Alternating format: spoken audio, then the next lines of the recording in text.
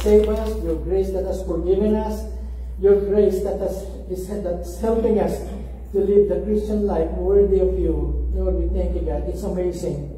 We bless you, God, and we love you, and we pray that your name will be honored, God, in our gathering this afternoon, God, and even though we lift our Sunday school, Lord, bless their class this afternoon.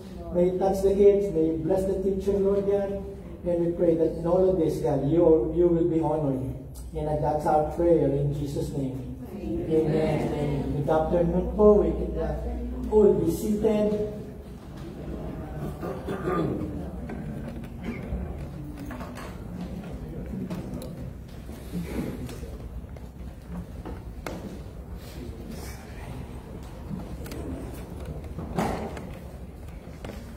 So I'd like to first greet our friends online. We thank you for coming out every week, subscribing to our channel on Facebook and on our website. And we also like to thank everyone in the room. I would like to welcome back Lisa. Lisa Williamson is back. So God is a good God. From time to time, you will be seeing a lot of birds flying behind you. So that's telling us it's a springtime. You see some cardinals, there's red birds.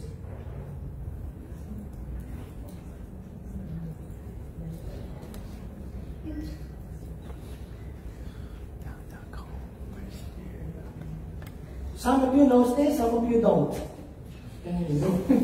It's a danger. So,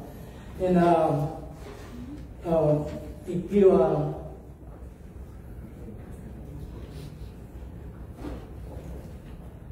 so I've known some of the characters, Captain America, the Hulk, and Iron Man, and the rest. I don't know their names, but anyway, if you've been alive, 1977, you remember this guy, some of you? The Incredible Hulk. This is the original Incredible Hulk. And it came out in 1977, so that was a long, long time ago. And Bill Bixby is the guy, Dr. Bruce Banner. And then when he became the Incredible Hulk, that's played by Lou Ferrigno. Okay, I think that's he used to be on Mr. Universe, and I think he died a few years ago. But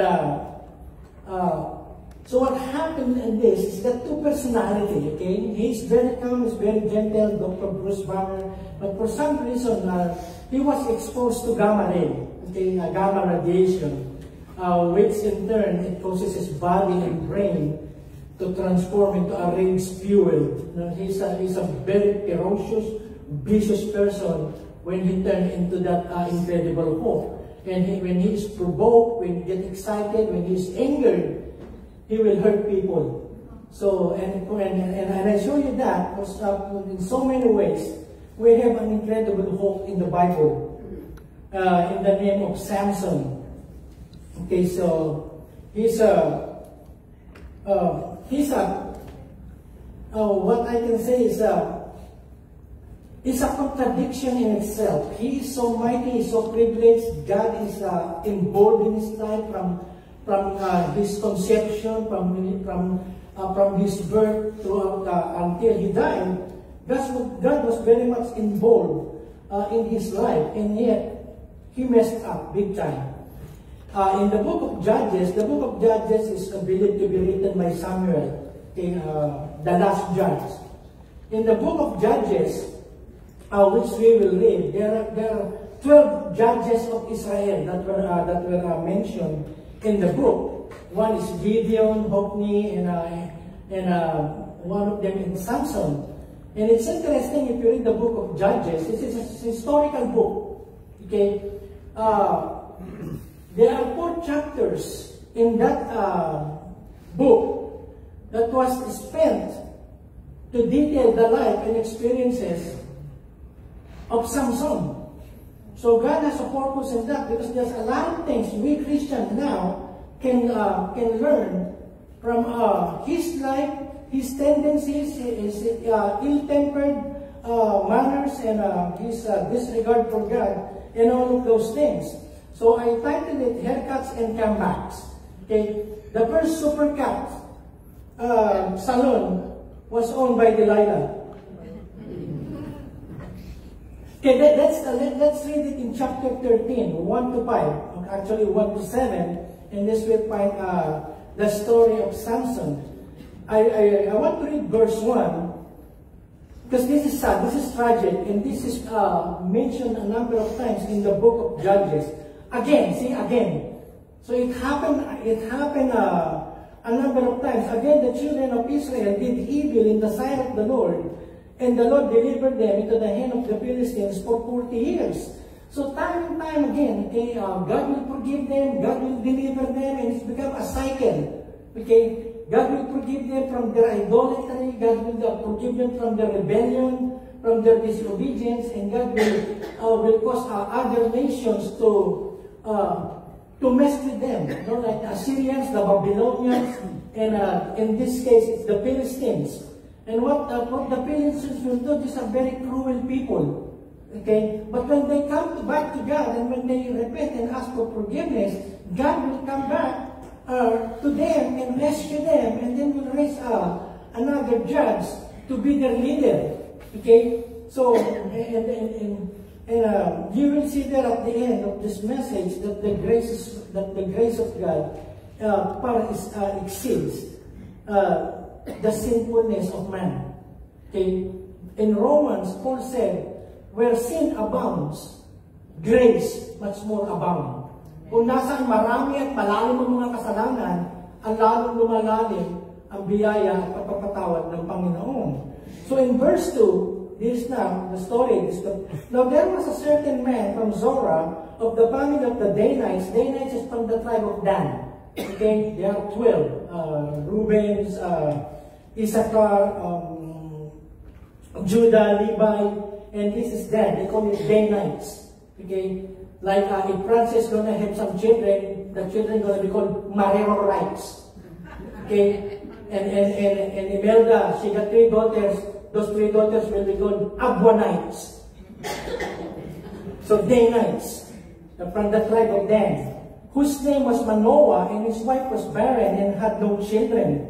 Verse 3, and the angel of the Lord, I highlighted the angel of the Lord, appeared to the woman, to the wife of Manoah, and said to her, indeed now you are barren and have borne no children, but you shall conceive, manganganak ka, magbubuntis ka, you shall conceive and bear a son.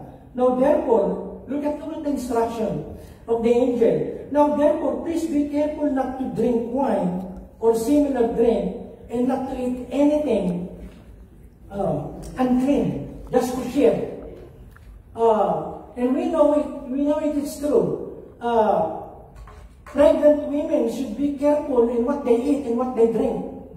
And some of them are really terrible because they smoke during their pregnancy.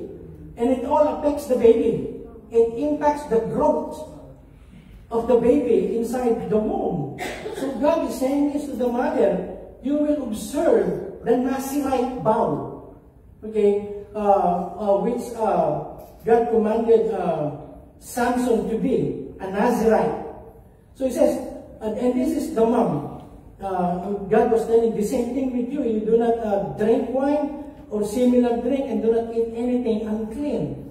We Filipinos, we cannot be Jewish because we eat flounder, we eat catfish, we eat crabs, we eat shrimps, we eat a lot of pork. Okay? So kosher is the food of the Jewish people. They're very strict in their dietary ways of cleaning and eating food. Okay? They don't eat bacon because that's from pork. Okay, but anyway, verse 5. For behold, you shall remember the angel of the Lord, okay, in verse 3. For behold, you shall conceive and bear a son, and no razor shall come upon his head, for the child shall be a Nazirite, not a Nazarene, but a Nazirite to God from the womb. And the word Nazirite means separated. Okay, holy unto God. Okay, God has separated them for God. That's the word Nazirite. And there are a number of people, characters in the Bible that have taken the vow of a Nazirite. Samuel did. In the New Testament, you remember John the Baptist? He is a Nazirite. He does not eat, he doesn't eat, he is in a very strong diet. And also, the Apostle Paul, if you read in Acts 18, and I think in Acts 24, temporarily he did a vow of a Nazirite. They don't cut the hair. They don't shave their hair. You know, one of the symbols of a Nazirite. So, continuing, the child shall be a Nazirite to God from the womb. What a privilege! So he was called by God, he was anointed by God, he was prepared by God, even when he was just in the womb. Okay? And this is the blessings of Samson. And he shall begin to deliver Israel out of the hand of the Philistines. That's his calling, that's his mission, to deliver the people of Israel from the hand of the Philistines. Verse 6. So the woman came and told her husband, saying, a man of God came to me, and his countenance was like the countenance of the angel of God. Very awesome. Very awesome. So, in the Bible, in the Old Testament especially, they had what they call Christophanies. Okay? The appearances of Jesus before he was born in Bethlehem. Okay? You will see that when Abraham was offering Isaac on the altar, an angel came in. That's not a mere angel. That's not an ordinary angel. And then when he was about to pronounce judgment on Sodom and Gomorrah, 3 angels came to him. But one of the angels, he addressed as Lord of Lords. Okay? So those are the appearances of Jesus. So he said, his countenance was like the countenance. The countenance means the face. Okay? The appearance. of the angel of God, very awesome. It's never used for angels like Gabriel and Michael, but it was used here. But I did not ask him where he was from, and he did not tell me his name. Now, just real quick, this is the vow of the Nazarite, okay? And you will see it in Numbers chapter 6, actually almost the whole chapter of Numbers chapter 6, God detailed on how a Nazarite will live his life before God, and the food that he cannot eat, the drink that he cannot drink, and many other things that God commanded them to do. Now, jumping up to verse 7, and he said to me, the angel, the woman said, behold, you shall conceive and bear a son. Now drink no wine. He repeated twice. Now drink no wine or similar drink, nor eat anything unclean, for the child shall be a Nazarite to God from the womb to the day of his death. So the Nazarite vow of being holy to God, of being separated for God, for Samson, is a lifetime calling.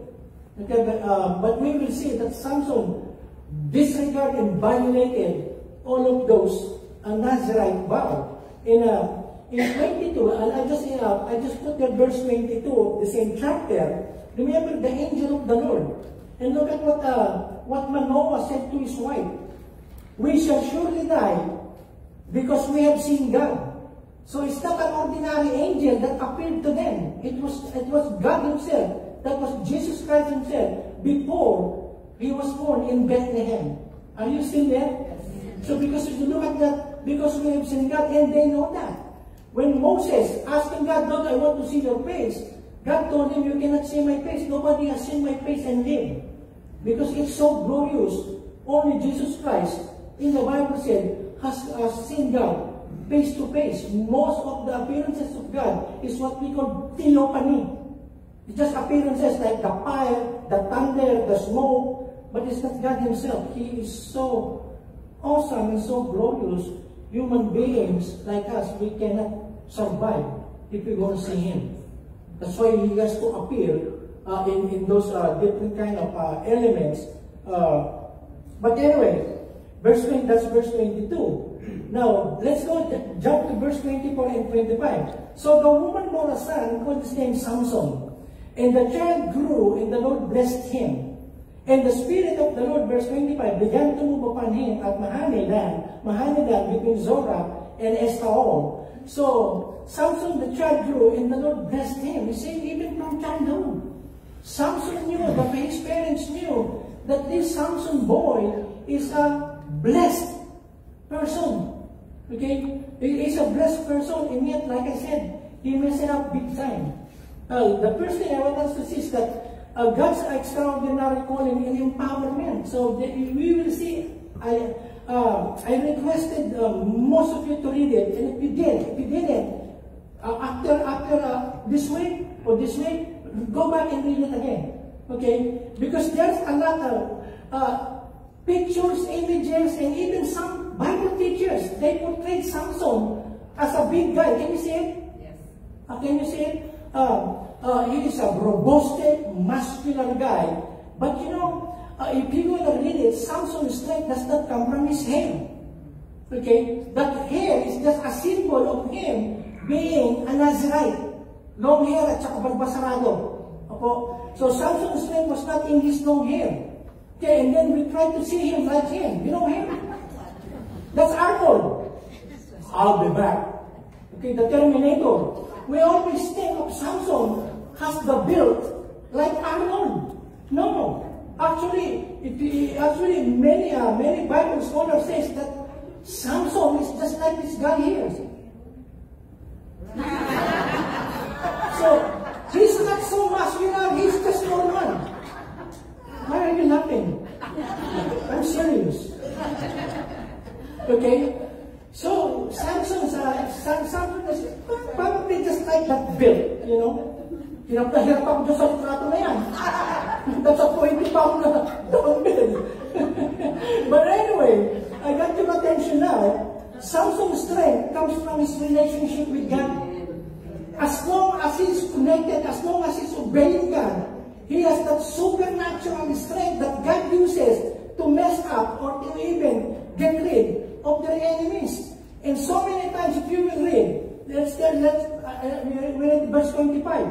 And the Spirit of the Lord began to steer him in Manhamedan between Zorah and Eshtaol. So there is the Spirit of God already guiding him, already working in his life. And in chapter 14, verse 6, look at this. Then the Spirit of the Lord rushed upon him, and although he had nothing in his hand, bare hand, he tore the lion in pieces as one tears a young goat. But he did not tell his father or his mother what he had done. See? Every time the Holy Spirit comes upon Samson, God is giving him a supernatural strength. Remember, the lion is is a brute beast. It's very strong. And the Bible describes it. He just did it like a chicken. In here, he says it's a young goat with bare hands. So that's how strong Samson becomes every time the Holy Spirit comes upon him. Okay? And then in Tagalog, pinalakas siya ng Espiritu ng Panginoon as niluray. You see that word niluray? See? It's like this. He did like this to the lion with bare hands. That's what the word niluray means.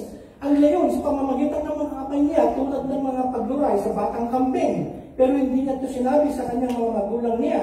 And then another verse in verse 19. And the Spirit of the Lord rushed upon him. Again, the word rushed upon him means it came upon him. And he went down to Ashkelon and struck down 30 men, 30 tao of the town, and took their spoil and gave the garments to those who had told the riddle. In hot anger, see? Samson is uncontrollable in his temper. Okay, he's a hot-tempered guy. And many times, when he cannot control himself in his anger, he gets into trouble. He says, in hot anger, he went back to his father's house. So, another verse, 15 verse 14. When he came to Lehi, the Philistines came shouting to meet him. Then the Spirit of the Lord rushed upon him, and the ropes, they tied him in a rope, okay? They surrendered him because they messed up the barn, they burned the fire, and so the Israelites are afraid of the Philistines, so they tied him and gave it to them. Okay, here's Samson, you can put them in jail. Okay, but look at this. Then the Spirit of the Lord came upon him, and the ropes that were on his arms became as flax that has caught fire, and his bands melted off his hands. The rope that they tied him is a new rope. When the Spirit comes upon him, he just breaks the rope. It's like breaking a thread. You know, have you seen a spider's web? It's very fragile, right? It's very flimsy. Just like that. Okay, then that's how strong he becomes. So his strength is not coming from his hair. His long hair is just a symbol of him being a Nazarite. And then here comes now the trouble. Look at this. After this, he loved a woman in the valley of Zorek whose name was Delilah. Okay, and then look at verse 5. I'm telling you, he is not a robustic guy. Look at verse 5 of chapter 16.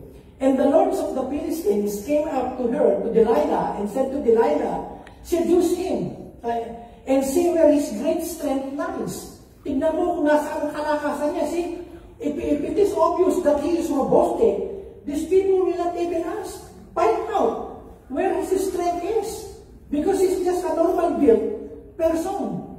And see where his great strength lies, and by what means we may overpower him, that we may bind him to humble him, and we will give you 1,100 pieces of silver. And then, in the last, I'm just showing you that he is not big. Are you still there? Okay? And then, if you read it, you will find out. Like I said, they pictured him, they portrayed him, something like Hercules. Okay? Like Adonis. No, not Adonis. Who's that guy? Atlas. Okay? A very strong guy. Look at in verse 26. When he was already blinded, and he came in prison, and he is no longer strong as he was. Look at what it says there. Samson said to the young servant, a lad, bata na, binatilyo, okay, who was leading him by the hand, placed my hand against the pillars that hold up the temple. I want to rest against them. So can you imagine, if he's a big, robust guy, why is it that they allow just a small boy to bring him out to entertain the Philistines? So it's not very big. I'm just emphasizing that to you, that without the Holy Spirit, without the presence of God in his life, it's just ordinary. And it is so exciting that in the Bible, in the Old Testament, the Holy Spirit of God does not dwell permanently in a person's life. If he wants Elijah or Elisha to do something for God, the Holy Spirit will come upon them on that particular moment to do a particular work for God, but after that, the Holy Spirit will depart from them. Okay? And it is true to most of the prophets. But in the New Testament, remember what Jesus Christ says? When the Helper, the Comforter, the Holy Spirit comes upon you, He will be with you forever.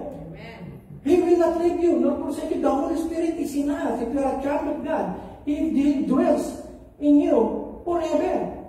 Okay? So, that's another topic. I will not go into that. But I'm just showing you that he is just a normal person. Okay? And look at what it says here. Okay? That's Samson. Okay? Doing supernatural things with supernatural strength to do the purpose of God, to mess up and to kill the Philistines, their enemies. But look at the promise of God in the New Testament, in the book of Acts. Look at what he said. But you will receive, he's talking to the early church, the disciples and the others that were converted to Christianity at that time. But that's also a promise to us. Look at this said. But you will receive power when the Holy Spirit has come upon you, and you will be my witnesses in Jerusalem, in all Judea and Samaria, and to the end of the earth. Now, the word power there is dunamis, where we get the word dynamite. Okay? So, but the thing is, power to do God's work. Okay? Power to do what God is wanting you to do. Like I said, to the Sunday school teacher, okay? You may have prepared and spend a lot of hours preparing for your message, and you know your lesson like the back of your hand. But without the Holy Spirit guiding you while you are teaching, it will not impact the children. Amen. Okay, because it's the Holy Spirit that makes it effective. Even in preaching, there are a lot of people that are very eloquent, pero patay. Yes. See, hindi tumatawag sa mga tao. So, said the prophet, when the Holy Spirit has come, you will be my witnesses. So there's a purpose of the word witness there. Witnesses is an interesting word. It means martyr. So they're gonna die for the faith that they believe in. Okay, so that's the word martyr. So that means this is up to the end. God will empower us not only for a week, for a month, for a year, but God will empower our lives to do His will, to overcome temptations through the power of the Holy Spirit. Are you thankful of that? Yes. Amen. The Bible even tells us in Romans 8:26, we don't even know how to pray.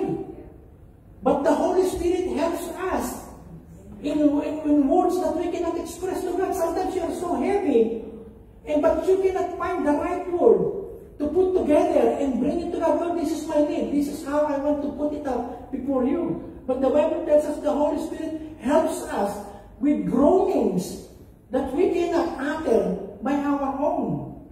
Okay? So even in prayer, have you experienced that? Sometimes you are so heavy in your heart, you are so burdened by what's happening in your life, in your family, or in yourself, that you cannot find, and then the Holy Spirit comes. In fact, the name of the Holy Spirit is one of the titles is Paraclete, the Helper.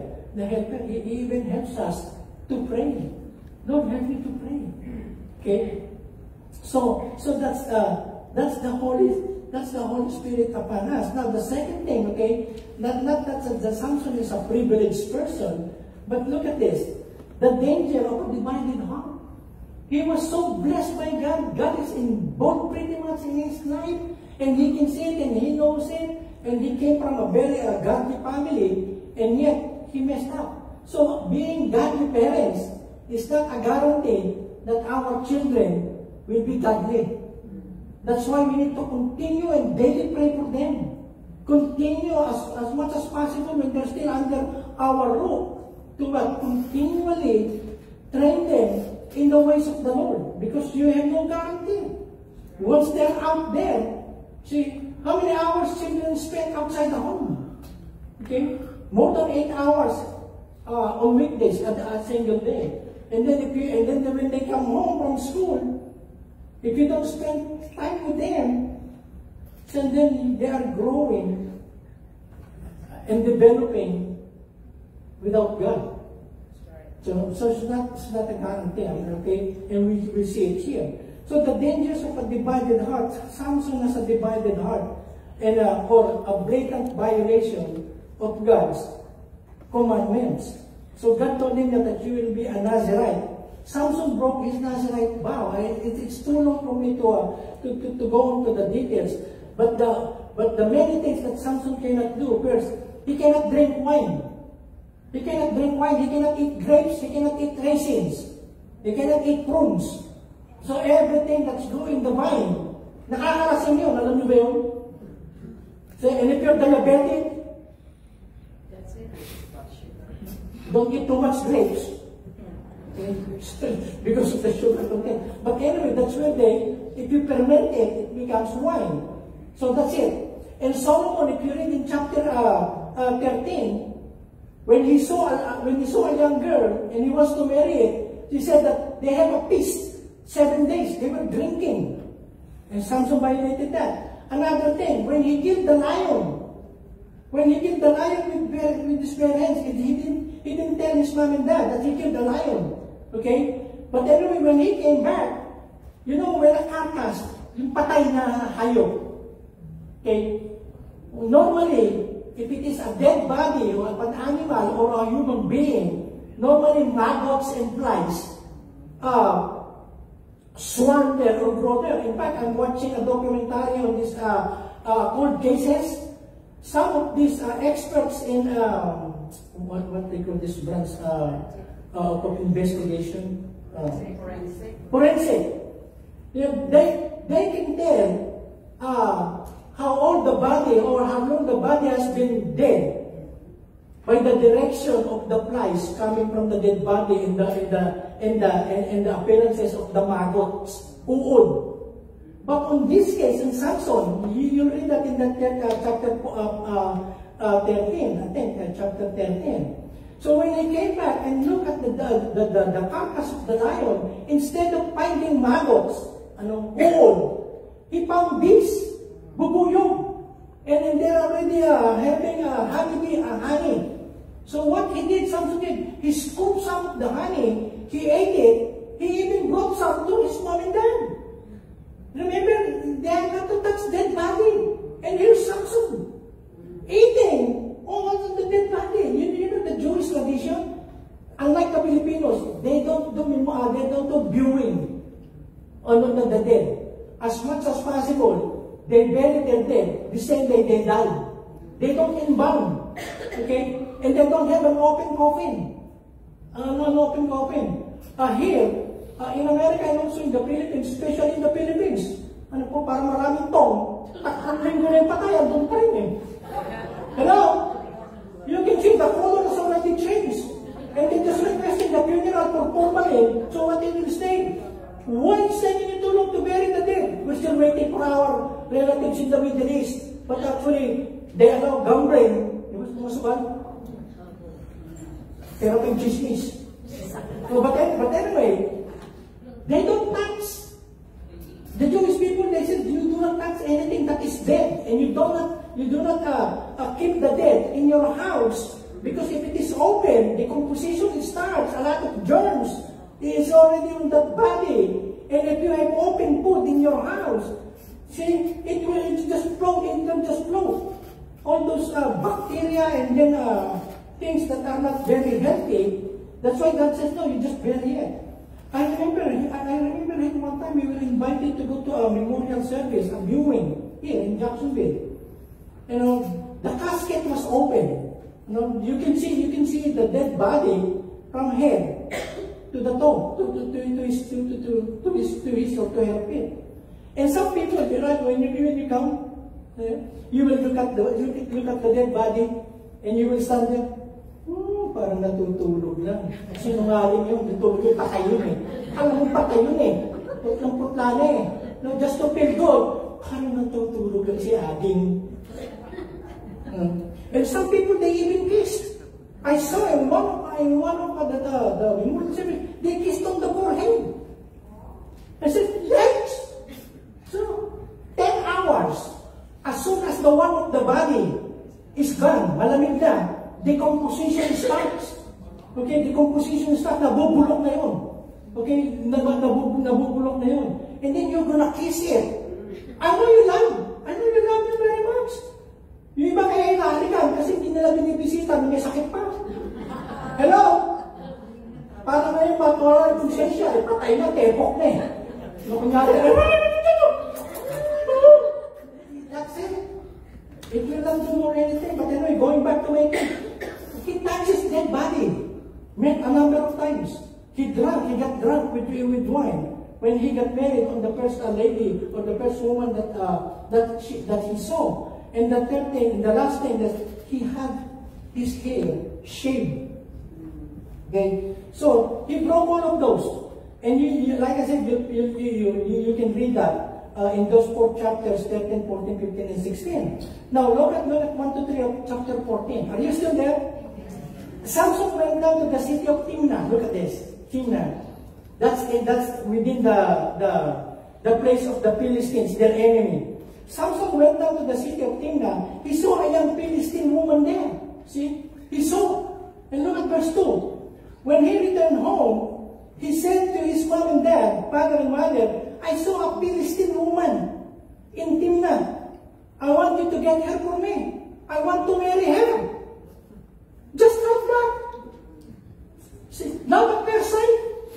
So that's the first instance of love at first sight in the Bible. And this is a fatal attraction. Can you imagine? A very strong person, God anointed, God has blessed him, and yet he doesn't use his brain. Why will you marry somebody you do not know?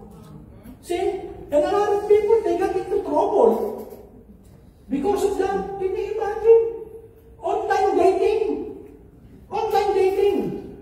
No? Look at her profile picture. It's so beautiful. Look at her skin. It's so silky. Those are what? Those are AI images. They're not the real person. In fact, we know somebody, and it is tragic. Online dating. You do not know. You just want to have somebody. And like I said, you do not marry somebody you do not know. Okay, you have to first know. You know why? Because when you marry somebody, especially if you're a guy, when you marry a woman, you are not only marrying that woman, you are also marrying her own family and her friends. So if you do not know her family and her friends, you are in big trouble. Okay? So we know somebody, and she likes to go to missions. And then she found somebody online on the west coast, and said, I'm looking for a guy, and I'm a missionary. I want another missionary to marry, so the two of us can go on missions.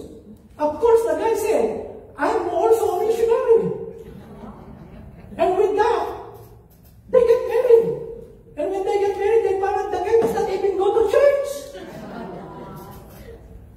And this is Samson. Can you imagine Samson? I want to marry her. And look at what happened in verse 3. His father and his mother answered, saying that God, they know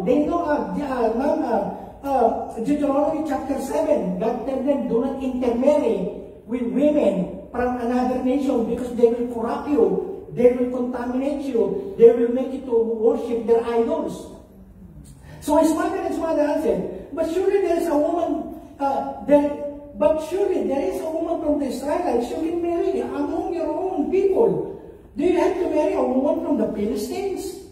Their men are not even circumcised. No, when they said they are not circumcised, They mean they don't belong to God. They have nothing to do with God. They are the enemies of God. They don't even belong to the promised land. Okay? That's they call it uncircumcised. But look at what Samson said. He's stubborn. See? But Samson said, no. Enough of that sermon. Get the woman for me. She is the one I want. Unbelievable Samson. Okay? And you know what happened? If you're going to go on and know what happened, okay? That woman from Timnah, she betrayed him, and she and at the end, the Philistines, the dad gave her to a different man, to his best man. When he came back, he said, I want my wife. I want to go with my wife in the room. But the dad of that girl said, no, you can't. You can't. We already gave her to one of your best men. Sa kasal niya, yung best man niya, imagine. Yung best man. And then Samson was very angry. What you do to me, I'll do to you. Then the father said, she has a younger sister, prettier than her. So Samson was very angry. And he left. And then again, they burned the father and the mother. Samson's what they call this, a fast food wife. It just so happened. So the end was tragic. So that's what happens. Okay? When you go into a relationship that is not from God, you are putting yourself, your family, and a lot more people into what? Into tragedy, into misery, into trouble. And that's what happened to Samson. Okay? I remember somebody, remember when we were doing our Bible study every Friday during COVID for 2 years, every Friday night? For some reason in the Philippines, there are some people that I don't even know. Okay, I don't even know. They get born again, or they love hearing the Bible study online because most churches were locked down. Okay, one of the person, I didn't even know him. Okay, he's down south. He's from an island in the south of the Philippines, and he became my friend on Facebook. So he told me, Pastor Ed, I appreciate what you're doing. I'm learning a lot from the Bible, from what you're teaching. And then we continued our conversation or our chat on Facebook for probably about a year and a half or 2 years, 2 years. And then he's married and he's got 2 children. And then after about a year, he came back and sent me a message. He says, Pastor Ed, tell me, is this wrong? I'm falling in love with another woman. So when he said another woman, a woman like his wife. So right up, I told him, that's not love. No, Pastor Ed, this is true love. I can really feel it. I said, you got your wife and you got your 2 kids. No, Pastor Ed, you just don't know what I'm feeling. So I told him, no, that's not love. You better break that up. You break it up, it will ruin your life, it will ruin your relationship with your wife and with your children. And he went with that girl that is not his wife. And then just recently he came back again. Pastor Ed, how are you? I'm so sorry. I messed up my family. Now I'm back with my wife, but it's all messed up. I already told him. But he did not listen. The same thing with Samson. Okay? It's a relationship that's not supposed to be. Look at it. Let us go on some more. Okay? That's the first girl, okay? In fact, the first thing that came out of his mouth in the book of Judges is, I saw a woman. One day, Samson went to the city of Gaza. He saw a prostitute. See? The second one, prostitute. Philistine. Sa Tagalog ng prostitute, pakakak. So, hindi ko maintindihan yung kalapati na hindi lumilipad. Okay. He saw a prostitute there and went in to stay the night with her. You see Samson? He's got this unbridled lust he cannot control. He knows it's wrong. It's a prostitute. But Samson only stayed with the prostitute until midnight. And you know something bad again happened to him when you read that chapter. And then after that, look at verse 4. And here comes now Delilah. Later, Samson fell in love with a woman named Delilah. Zorek Valley. So Delilah, I wish Samson had known this guy. You know this guy? Some of you do. Some of you have no idea who's si Dana. Okay, he got so famous at 1957 and the early 60s when the Beatles came. Then he decided he will not change. So you know him? And how I wish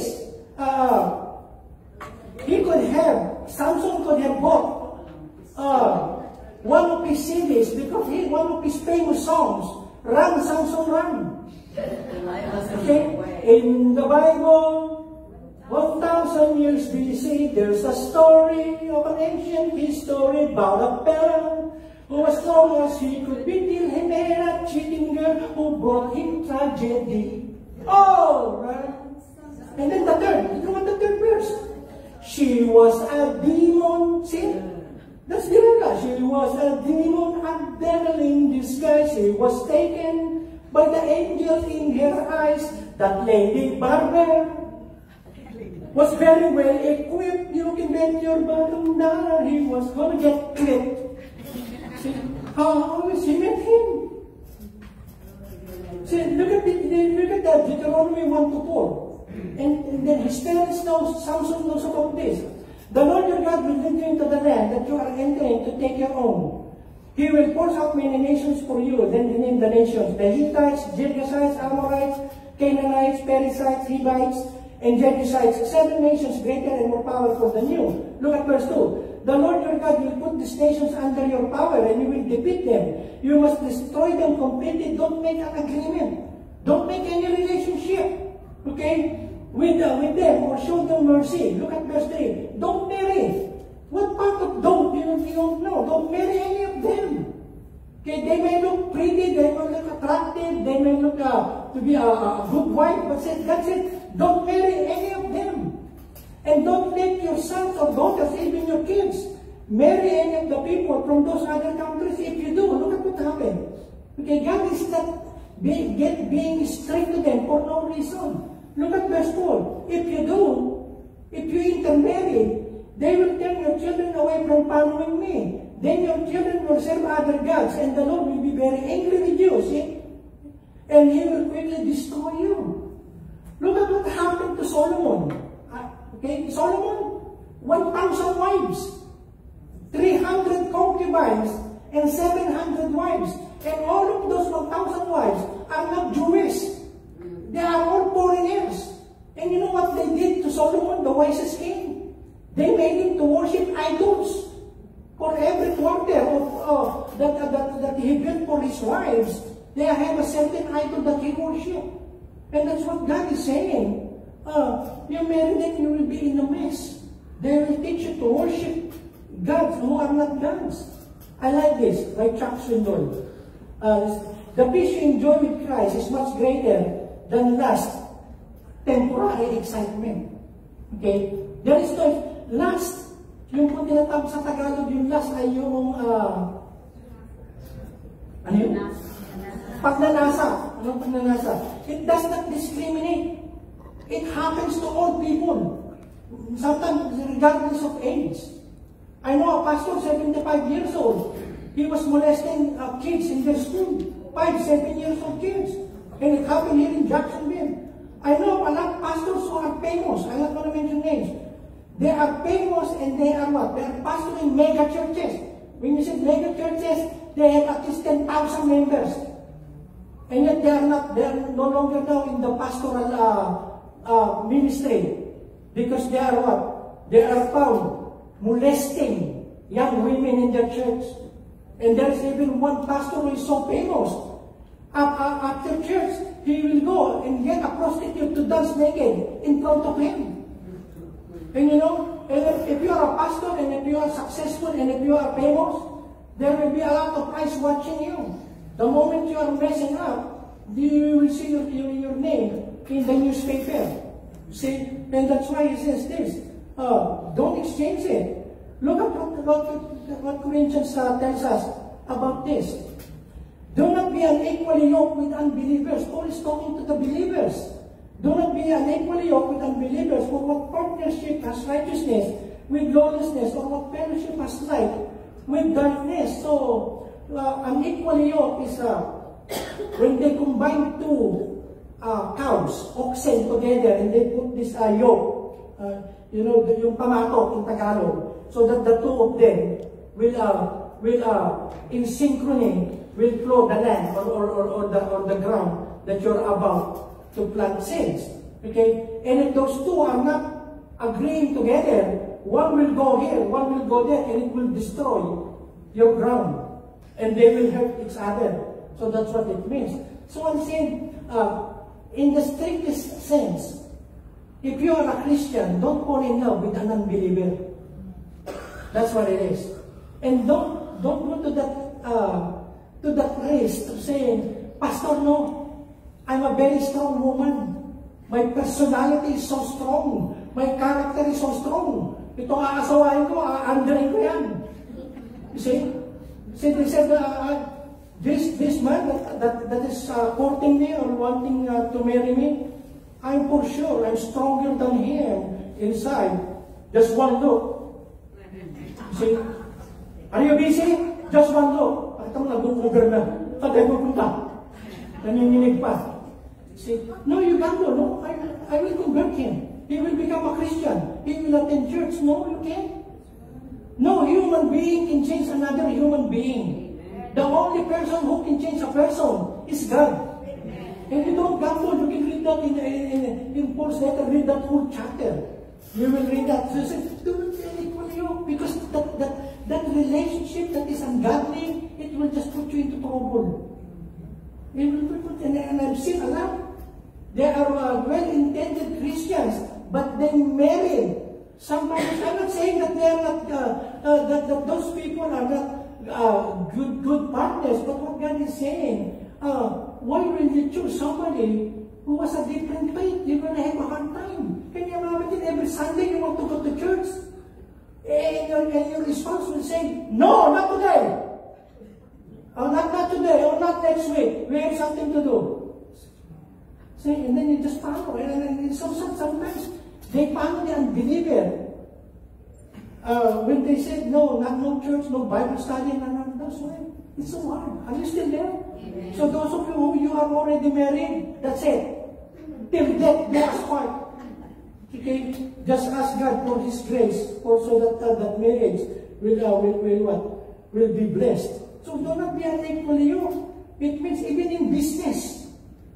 If you are a Christian, okay, and you're wanting to put a business, consider who you're going to be a partner with. If it is an unbeliever that you're going to choose as a partner in your business, they have different sets of values. So they will teach you how to cheat to make profit. Okay? You understand what I'm saying? So you partner with people who have the same value, the same Christians.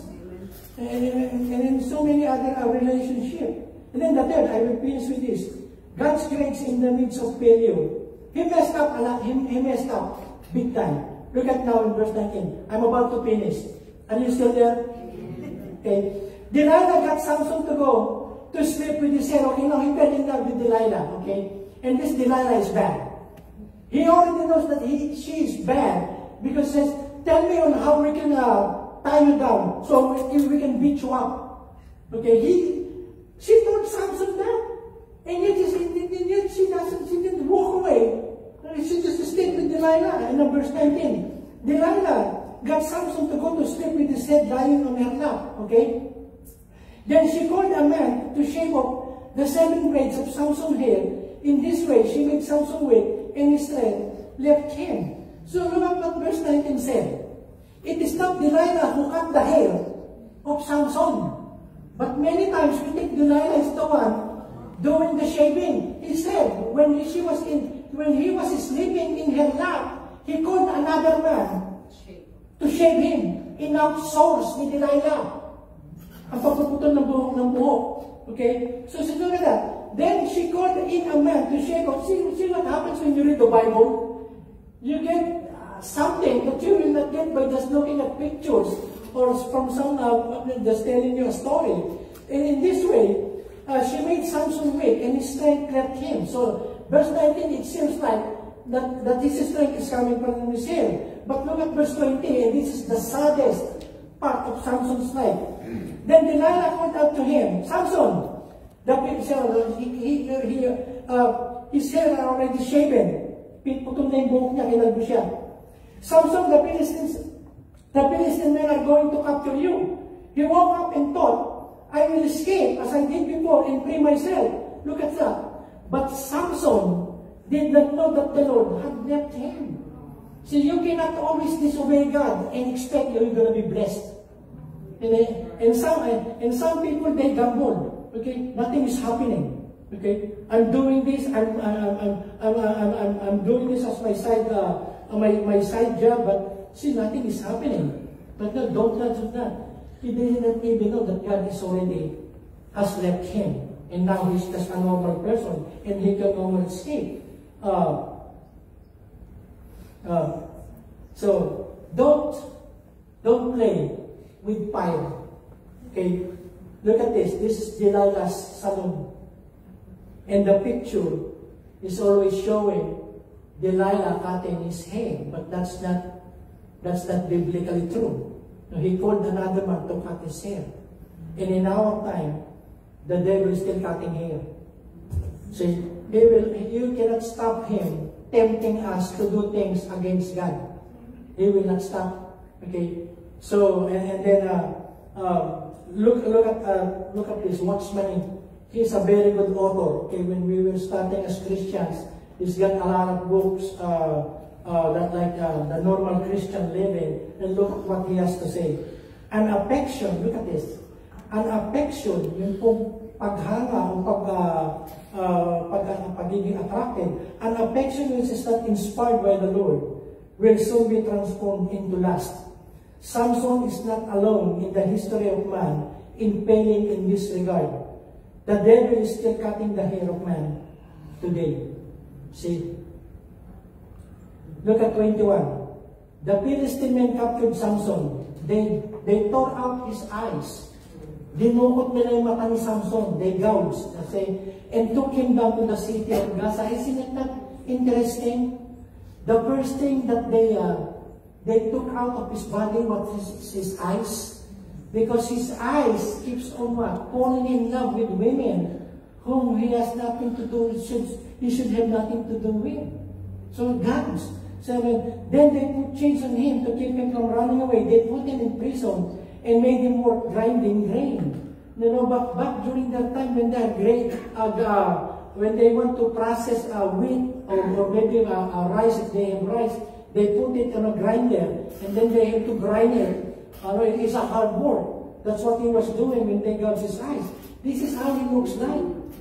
This is what they did to him. Can you imagine?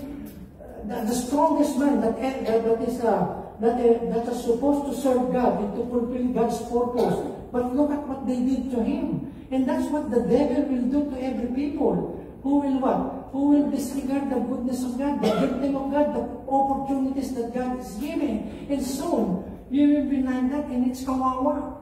No, you've been miserable. Can you imagine? In fact, the Philistines were saying, our God Dagon captured him. Our God Dagon is stronger than the God of that Samson guy. They're making fun of the true God because he messed up. So it's the same thing with us. The whole world is watching us. And if we are not living the right way that we should be living, they are just telling their God is weak. Their God cannot change their lives. Okay? Their God is just there somewhere, it's just a figment of their minds, not true. See, that's what happened here to Samson, and it's so sad. Look at what it says in Proverbs. Can a man carry fire next to his chest and his clothes not be burned? Kung maglalaro ka ng apoy sa iyong kandungan, di ako na masusunog ang damit mo. That's the one thing for sure. If you keep playing on charcoal, light charcoal or fire, sooner or later, you're gonna get what? You're gonna get burned. It's the same thing with temptation. It's the same thing with what you know is wrong and ungodly, but you are keep on being there. And the same thing with Samson.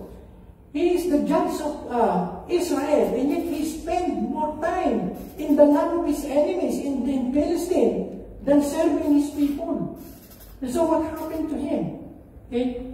You don't pray with fire and expect not to get burned. And then, and look at this. There is a way that people think is right, but it leads unto death. It's alright, okay, everybody's doing it, why not do it? That is our culture. Everybody's destroying somebody else's property. And you can see old women destroying properties. You can see handicapped women destroying properties of other people. Why? Because other people are doing it. No. We Christians, we should know when to say no, when it is no. No, I'm not drinking that. No, I'm not smoking that. No, I'm not going to that place. No, I'm not going to say that. We should know how to say no if it is no. Hello? Stand our ground. Because we cannot compromise. Okay? We are in this world, but we are not of this world. Maaaring sa tingin mo, ang daan tinatahak mo ay matuwid. Ngunit kamatayan pala ang dulo nito. Everybody is drinking, everybody is smoking. I'm not saying that, okay, smoking and drinking is bad also, as eating a lot of food without control. Sobrang, okay. But anyway, it's alright. No, it's not alright. God says it's not alright. It's not alright. Regardless of the people doing it, or how many people are doing it, majority is not always right. Majority is not always right. There are more people shouting, crucify him, than people just looking at him in fear. Okay? And yet they are not. Majority is not always correct. Look at this. This is not the turning point. I'm about to finish. Are you still there? Then Samson called to the Lord saying, and this is the turnaround. That's why there is always grace. Look at this. Samson messed up and he knew it. Okay? Then Samson called to the Lord saying, the first time, it's recorded that he called. Then Samson called to the Lord saying, Oh Lord God, remember me, I pray. So there is that repentance. I'm so sorry, Lord. Remember me, I pray. Strengthen me, I pray. Just this once.